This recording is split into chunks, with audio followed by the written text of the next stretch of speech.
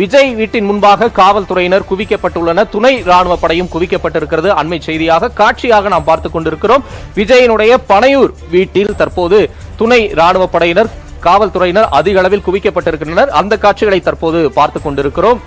அண்மை செய்தியாக தற்போது திரையில் காட்சிகளை பார்த்துக் கொண்டிருக்கிறோம். தமிழக வெற்றி கழகத்தினுடைய தலைவர் விஜய் அவருடைய கட்சி 93 இடங்களில் முன்னிலை பெற்றிருக்கிறது. அண்மை தகவலாக பார்த்துக் கொண்டிருக்கிறோம்.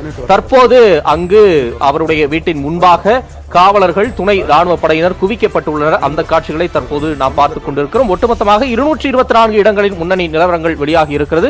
தமிழக வெற்றி கழகம் 93 இடங்களிலும், அதிமுக கூட்டணி 70 இடங்களிலும், திமுக கூட்டணி 62 இடங்களிலும் வெற்றி பெற்றிருப்பதை நாம் முன்னிலையில் இருப்பதை பார்த்துக் கொண்டிருக்கிறோம். இன்னும் 10 தொகுதிகளுக்கான முன்னிலை நிலவரங்கள், 8 தொகுதிகளுக்கான முன்னிலை நிலவரங்கள் வெளியாகி இருக்கிறது.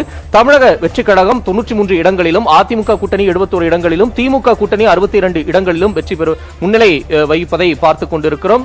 தமிழக வெற்றி கழகத்தினுடைய தலைவர் விஜய் வீட்டின் முன்பாக காவல்துறையினர் குவிக்கப்பட்டிருக்கின்றனர். அங்கு ரசிகர்கள் வருகையும் அதிக அளவில் இருப்பதையும் நாம் பார்த்துக் கொண்டிருக்கிறோம். தவேக தலைவர் விஜய் வீட்டின் முன்பாக போலீசார் அதிக அளவில் குவிக்கப்பட்டிருக்கின்றனர்.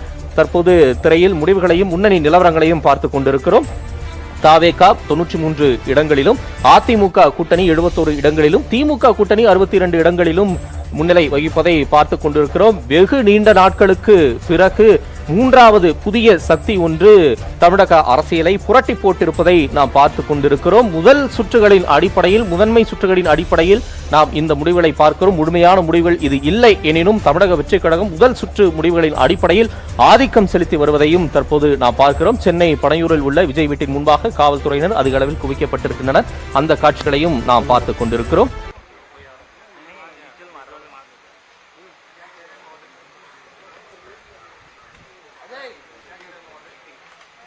எல்லாரும்